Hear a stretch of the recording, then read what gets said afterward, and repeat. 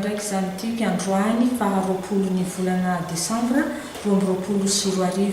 ny fikambanana maro zay mankala fantatra amin'ny fankalazana isan-taona ny nanafoanana ny fanandevozana aty amin'ny faridranomasina indianina eto Taolagnaro zantsika andiany faha 700 ny tanterahintsika androany io zany hoe ny taona 2024 ro nanombohantsika nanao anty fankalazana tiky ary mbola tsy nisy fiatona hatramin'izao ka tafiditra amin'ny andiany faha 700 isika amin'ny taona 2024 tiky fantatra moa zany isan-taona fa anatin'izay ny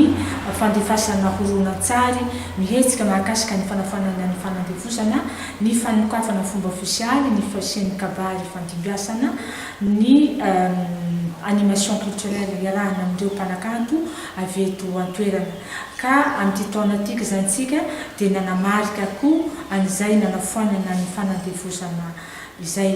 sendra mba tsikaritsinay tany anaty tambanjotra antserasera tany Madagasikara rery ato anatin'ny kontinanta afrikana roa tsy manao an'io fankalazana ny nanafoanana ny fanandevozana io somary mahatsikaiky ihany satria tsika eto an-tampon-tanàny Taolagnaro eraky Madagasikara roa manao an'io ary tsika avao koa ro manana an'io stèle mémoire de l'esclave de l'engagé io zay naorina tany amin'ny taona 2024 ary mbola apetrakintsika zany hoe hankalazaina isan-taona io nanafoanana ny fanandevozana io zay iarahantsika avao koa amin'ny nosy rahavavy atsy La Réunion. Nataoko hoe eo amin'ny sehatra iraisam-pirenena dia fa be dia be ny fotoana sy ny atao hoe datin'andro zay nankalazana manokana ny fanafoanana ny fanandevozana raha tsy teny ohatra ny afa-tsy tamin'ny taona 7 dia taorinan'izay ihany koa dia mbola misy ihany koa ny atao hoe lalàna nanafoanan'izay tamin'ny 5 ary mbola nisy ihany koa intelo metona taorinan'izay ary ny tena farany moa zany dia tamin'ny taona 890 io zany teo anivony sehatra iraisam-pirenena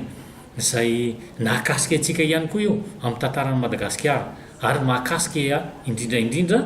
ny firenena zay miara-mankalaza amintsika ity 20 décembre ity dia tsy iza moa zay fa nosy rahavavy etsy La Réunion eo amin'ny sehatra ataoko hoe national indray izy dia efa misy ny fametrahana ny vato fehizoro zay napetraka ihany koa amin'ny alalan'ireo atao hoe vondrona iraisam-pirenena raha tsy teny afa-tsy ny UNESCO ohatra zay nanao sy namolavola an'izay fankalazana zay eo aty Madagasikara ary nomarina tamin'ny fety nomarina ihany koa tamin'ny fametrahana vato fehizoro eto amin'ny firenentsika zany zay fa misy ihany koa ny eto amin'ny faritra misy atsika zay tena mifandraika kokoa amin'ilay tantara atao hoe fanafoanana ny fanandevozana io zay mifandray bebe kokoa amin'ny tantarantsika eto Madagasikara zareo La Réunion na tonga ny fiantsoana mihitsy hoe Île Bourbon zay efa nanomboka ny taonany maro satria teto Fort Dauphin no nametrahana ny atao hoe tsangambato voalohany nanamariana an'izy io ka misy firenena anankidimy efa nametrahana an'io tsangambato io amin'izao zany dia isa-taona ny eran-tany fa tsy tsika eto amin'ny faritra Fort Dauphin ihany no mankalaza an'io faharoapolo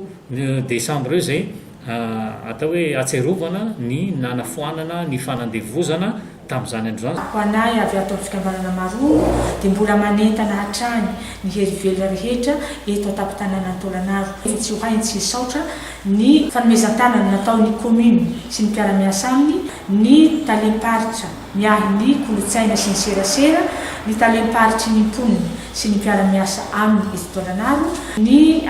orinasa rehetra misy eto an-tampon-tanàna Tôlanaro, ny faritra Nosy izay sy ny chambre de commerce mbola manantena hatrany izany zahay mba ho ivotoerany tantara fikamandoa ara-tantara ny tanàna Tôlanaro mba tsy ho menamtaha amin'ny any hafa ny zavatra ataontsika eto miainga aby eto zany ny tantara ny fankalazana nanafanana ny fanandifozana satria marehin'io tsangam-bato pahatsiarivan'io na ny stèle mémoire de l'esclave de l'Indochine.